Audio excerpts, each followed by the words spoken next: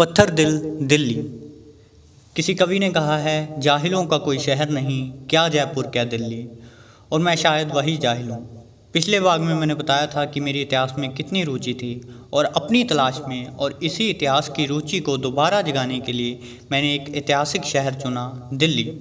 हिंद का सबसे बदकिस्मत शहर जो महाभारत काल से लेकर अब तक सिर्फ लुटता ही आया है। कहते हैं कि दिल्ली की दीवारें इस इतिहास की गवाह हैं। पर यही बातें सुनकर मैंने दिल्ली की रेलगाड़ी पकड़ी और जनरल डिब्बे में फंसकर दिल्ली पहुंच गया। पर यहाँ तो मेरे साथ कुछ उल्टा ही हुआ। चलिए बताता हूँ। दिसंबर 2023 की एक ठंडी सुबह मैं दिल्ली रेलवे स्टेशन पे उतरा। मुझे जोर की लगी थी तो मैंने बाथरूम का रुख किया, पर यहाँ बाथरूम में भाई साहब मुझसे मूत्र त्याग के भी 25 रुपये मांगने लगे।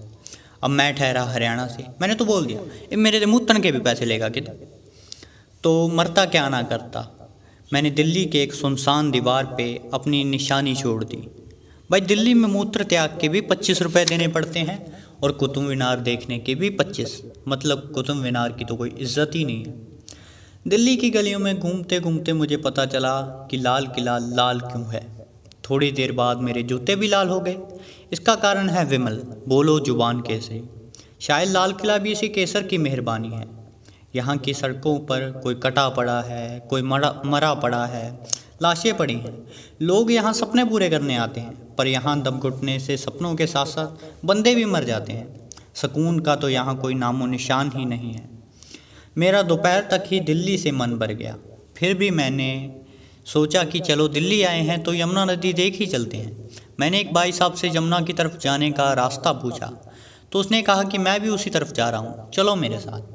फिर हम दोनों सड़क पर बातें करते करते चलने लगे। उसे भी मेरी बातें अच्छी लगी। फिर उसने अपने बारे में बताना शुरू किया, जिसे सुनकर मैं दहल गया। उसने बताया कि मैं यहाँ नशा सप्लाई करता हूँ और ख़ुद भी नशा करता हूँ। मेरी जेब में अभी भी नशा है। आगे जाके उसने एक भिखारी के पास रुका और पूछा कि और माल चाहिए। तो भिखारी ने कहा कि नहीं, अभी 2-3 दिन तक काम चल जाएगा। मुझे ज़्यादा डर नहीं लगा क्योंकि हम लोग भीड़ भाड़ वाली सड़क पर चल रहे थे। उस गुंडिया बाई ने आगे जाके अपने हाथ पर एक जख्म दिखाया। उसका हाथ धीरे धीरे सड़ रहा था। उसने बताया कि ये नशे की सुई लगाने की वजह से है और अब शायद मैं ज़्यादा दिन जिंदा नहीं बचूंगा।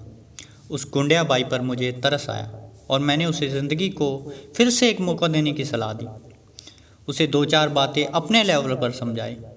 उस गुंडिया बाई को भी मेरी बातें अच्छी लगी और उसने मुझे बताया कि तुम बहुत किस्मत वाले हो जो तुम्हारे पास एक अच्छा शरीर है और तुम अपनी मर्जी से घूम भी रहे हो। गुंडिया बाई की बात सुनकर मुझे अपनी अनलकी लाइफ लकी लगने लगी। आगे गुंडिया बाई मुझे यमुना का रास्ता बताकर दूसरी तरफ चले गए।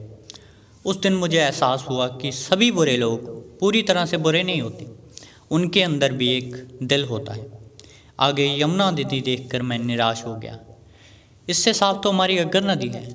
मेरा दिल्ली से शाम तक ही मन भर गया। मैं स्टेशन पहुंचा। जब टिकट कटाने लगा तो देखा कि मेरा बटुआ चोरी हो गया है, पर उस चोर को इस बात का शायद एहसास नहीं था कि बटुआ खाली है। मैं अपने पैसे और फ़ोन अपनी पैंट के नीचे की निक्कर की जेब में रखता था, वो भी जिप वाली निक्कर, Z+ सिक्योरिटी। फिर बचे हुए पैसों से टिकट कटाकर मैं ट्रेन में बैठा और ट्रेन में बैठे बैठे मैंने दिल्ली को आखिरी शब्द कहे, क्यों बुलाया है दिल्ली, क्यों बुलाया है दिल्ली इस भीड़ भाड़ में। क्या हमसे कोई काम है दिल्ली?